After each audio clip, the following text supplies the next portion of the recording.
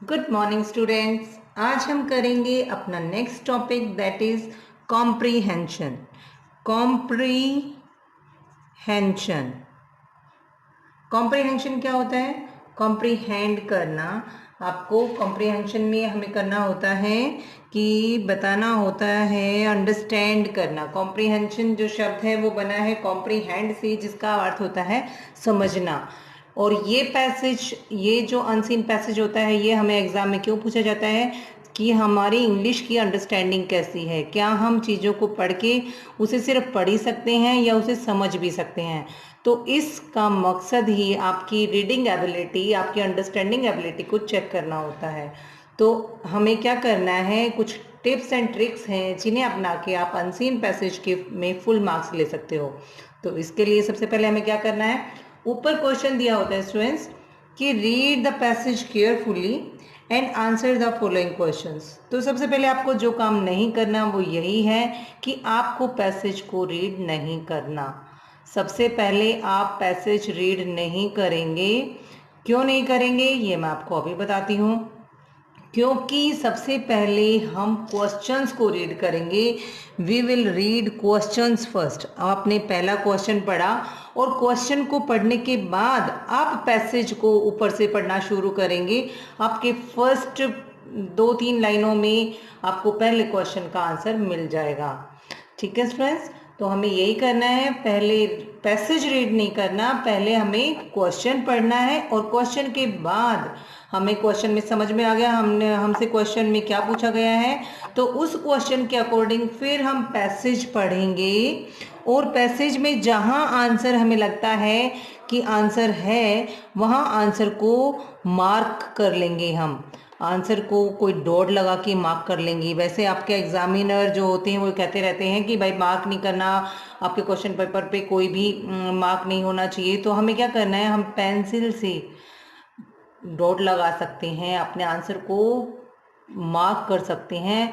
बहुत ज़्यादा मार्क करने की ज़रूरत नहीं है, बिल्कुल पेन रगड़ रगड़ के वहाँ पर हमें निशान नहीं लगाना। हमें बस थोड़ा सा इंडिकेशन रखना है कि मेरा आंसर इस क्वेश्चन का, और वहाँ पर लिख सकते हैं आप आंसर नंबर 1 या 1, सिर्फ 1 लिख के आप लिख सकते हैं कि भाई 1 यहाँ पर मिल गया।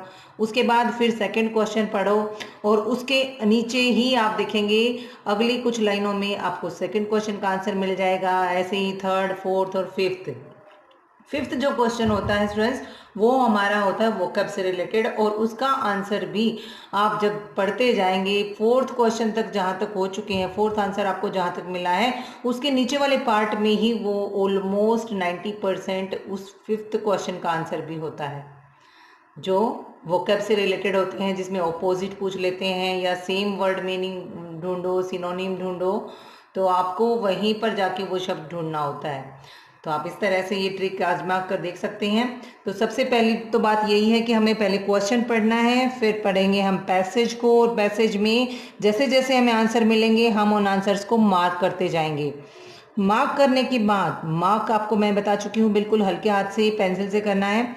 उसके बाद थर्ड बात होती है प्रोनाउन को चेंज करना। अब ये प्रोनाउन क्या है, ये बहुत ही इजी बात है, ऑलमोस्ट जो स्मार्ट स्टूडेंट हैं उनको पता है, लेकिन मैं बिल्कुल बेसिक लेवल पे जाके देखती हूँ। हम देखते हैं एग्जाम्स में जब चेक करते हैं तो बच्चे जो हैं वो प्रोनाउंस चेंज नहीं करते, और इससे बड़ा बैड इफेक्ट पड़ता है एग्जामिनर पे। जो आपकी नोटबुक चेक कर रहा है उसे लगता है कि क्या आपको इतना भी नहीं पता कि प्रोनाउन चेंज करना था।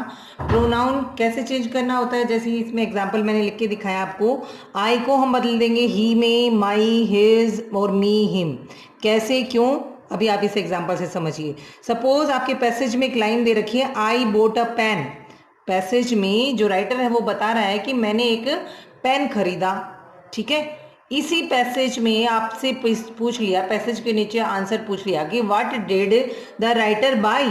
अब आपको पता है बाय की सेकंड फॉर्म बोट है, तो राइटर ने क्या खरीदा, और आपको आंसर भी पता है कि आई बोट ए पेन। तो ऑलमोस्ट स्टूडेंट्स क्या करते हैं, वो सीधा ऐसे के ऐसे इस बाई को देखकर, बोट को देखकर, और वो यूं का यूं इस लाइन को लिख देते हैं। एंड इट इज क्वाइट रोंग, बिल्कुल गलत है, एब्सोल्युटली रोंग आंसर है ये। अगर आप ऐसे लिख देते हैं I bought a pen, it means I कौन, आई का मतलब तो मैं हो गया, मैंने मैंने पेन खरीदा, मैंने क्या खरीदा क्या नहीं खरीदा इसके बारे में तो मुझसे एग्जामिनर ने पूछा ही नहीं। उसने तो पूछा था कि राइटर ने क्या खरीदा।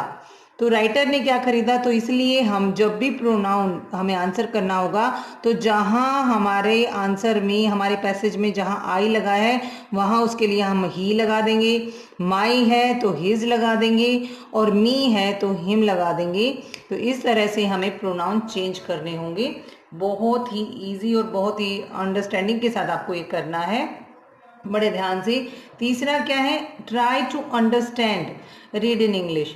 कई बार हम पैसेज में कुछ ऐसे शब्द दिए होते हैं स्टूडेंट्स जिनकी हिंदी हमें नहीं आती, और हम क्या करते हैं, उन शब्दों में उलझ के रह जाते हैं। हमें लगता है कि हमें तो ये पैसेज में ये देखो इतने बड़े बड़े वर्ड्स दे रखे हैं, यही समझ में नहीं आ रहे।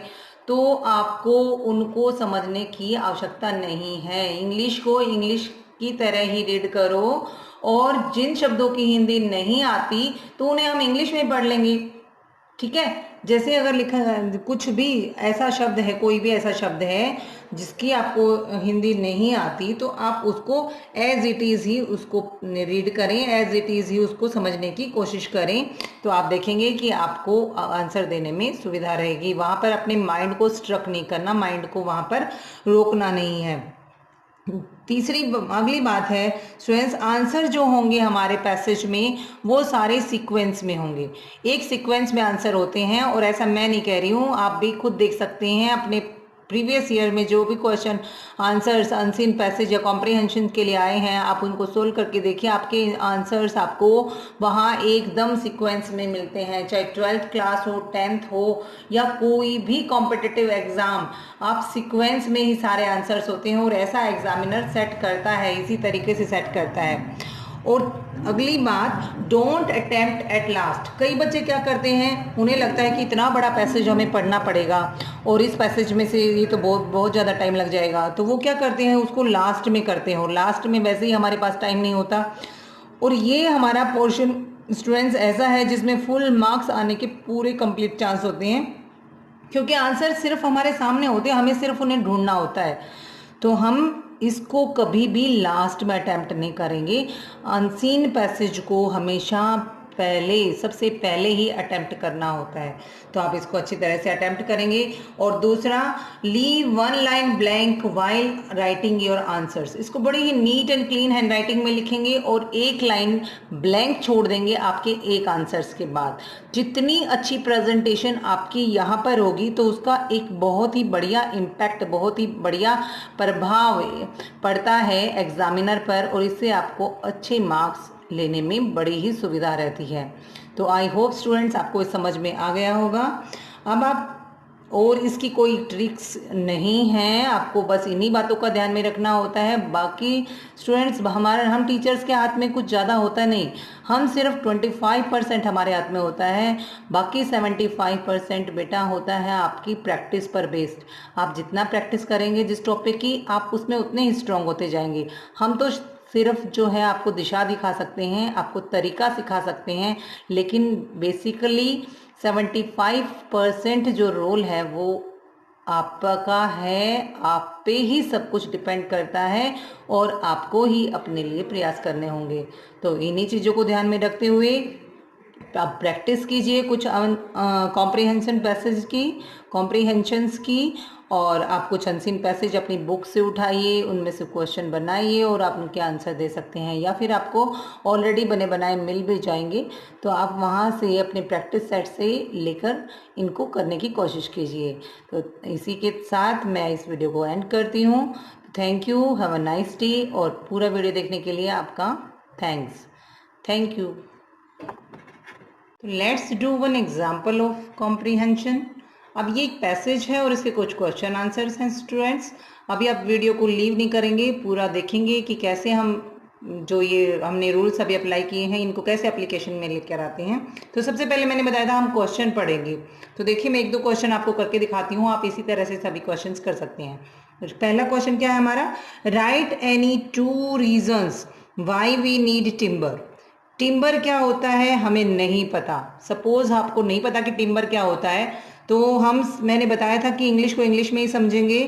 तो राइट एनी 2 रीजंस, 2 रीजंस हमें बताने हैं वाई, क्यों वी नीड टिम्बर, हमें टिम्बर की आवश्यकता क्यों होती है। तो टिम्बर को टिम्बर ही पढ़ेंगे, जरूरी नहीं हमें इसकी हिंदी आती हो। तो चलिए इस पैसेज को हमने पहला क्वेश्चन पढ़ लिया, अब पैसेज को पढ़ेंगे और कोशिश करेंगे इसके आंसर को ढूंढने की। तो ये हमारा जो है, देखिए स्टूडेंट्स यहाँ पर देखिए ये लिखा है, our forest are important source of natural wealth, they supply timber. ये देखिए यहाँ पर फिर से टिम्बर आ गया, तो टिम्बर से हमें पता चल जाएगा कि टिम्बर जो है उसके बारे में बात हो रही है। For railway, building houses and making furniture. तो क्या, they also supply fuel for cooking, bamboos for making paper, many medicinal herb also come from forest. अब स्टूडेंट्स देखिए पहली 2 लाइन में क्या, सेकेंड लाइन में ही मुझे इसका आंसर मिल गया, तो इस तरह से मैं आंसर को मार्क कर लूँगी।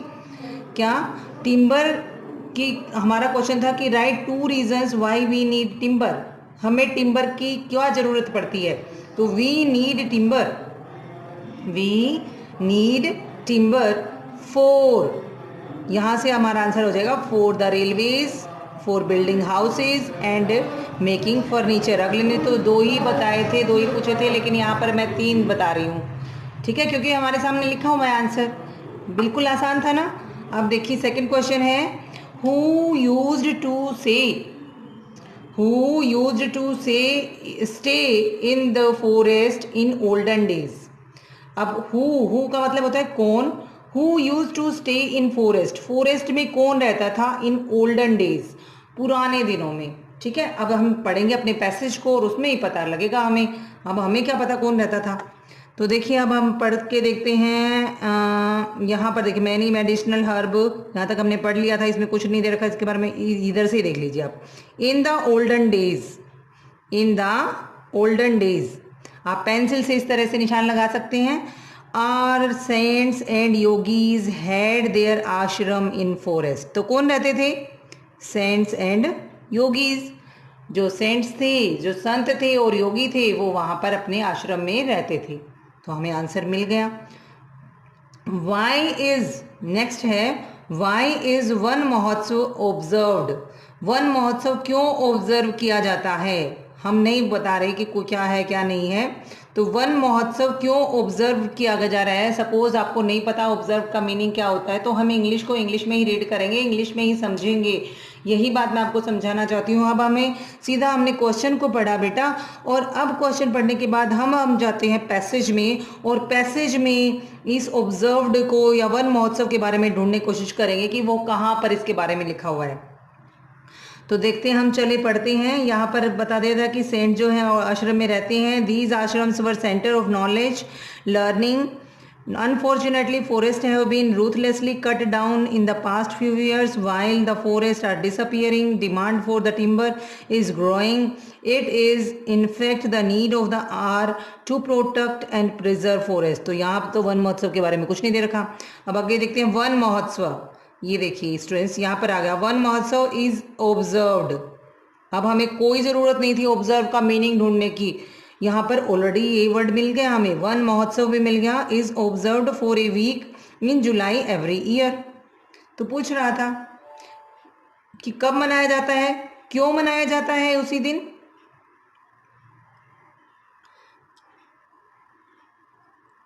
तो यहाँ पर वैन इज वन महोत्सव ऑब्जर्व्ड, वैन इज वन महोत्सव ऑब्जर्व्ड, कब मनाया जाता है, जुलाई में हर साल, फॉर अ वीक, एक वीक के लिए ये मनाया जाता है। तो आई होप स्टूडेंट्स आपको समझ में आ गया। इसी प्रकार से आप किसी भी अनसीन पैसेज को सोल्व कर सकते हैं। और अगला क्वेश्चन है इसमें, what do we do during Van Mahotsav, Van Mahotsav के दौरान हम करते क्या हैं, क्या करते हैं in during this week. During से ही हमें पता चल गया कि यहाँ पर हमारा आंसर है आंसर नंबर 4। तो आप इस तरह से आप लिख सकते हैं आंसर नंबर 4 या 5 जो भी है। This week lakhs of sapling are planted throughout the country, पूरे देश में लाखों सैपलिंग उगाए जाते हैं। तो ये आप आंसर में लिख सकते हैं। आई होप आपको समझ में आ गया होगा। Now the turn is yours, you will do the practice. Stay home, stay study and study from home. Goodbye.